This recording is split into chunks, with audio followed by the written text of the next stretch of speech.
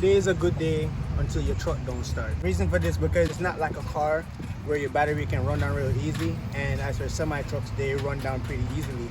When you park a semi truck for probably, I would say, start it every 2 days or every 3 days, and there's 2 ways how I can go about this in getting it starting. One, you can either use a car, or you can get a service truck to come to you. But in terms of timing and where you gotta go, where you gotta be, have a friend to come and get you a jump start. Okay, before you do an activity like this, safety first. Different type of gloves. You can have leather, you can have canvas. Same thing, get the job done. For trucks, the access port to the battery terminals are different. I drive a Volvo, and the safety latches are here. So with these, it's more of like a push and pull. There's 2 of them. And as you can see here, that drops down. And this is where your battery terminals are. Kind of just like the same car, negative to negative, positive to positive. The only difference is it's just bigger. It's good to also have jumper cables. As you can see here, it's just regular small jumper cables. They do have different sizes because of the power distribution. You guys can see here, I have a small 4-cylinder Honda Civic, and here is going to actually power a semi truck, and it can be done. And a key thing to remember is that when you connect the jumper cables to the battery, do not let the other opposite end touch, because it can spark and cause fire. I would also suggest inspect your cables to make sure that they don't have any cuts or any bruises or anything like that.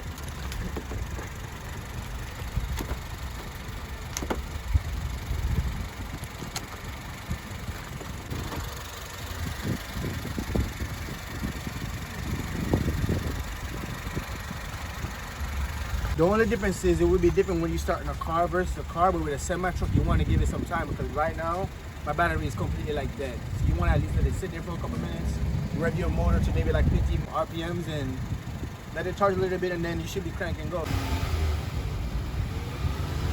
There's a certain voltage that your truck has to be at in order for it to start.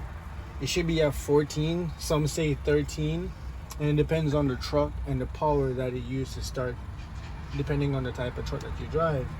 Now I'm checking my voltage. My voltage is showing me 12.2 voltage. So I'm gonna just wait until they get up to the right amount of voltage power in order for it to start. So it's been a couple minutes now, almost 30 minutes now, since I've been charging the truck.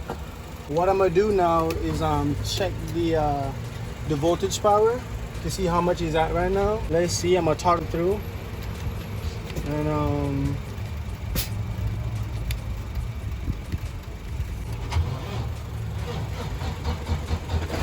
yes, let's go on the road again. So that's just how that goes. I actually use the car.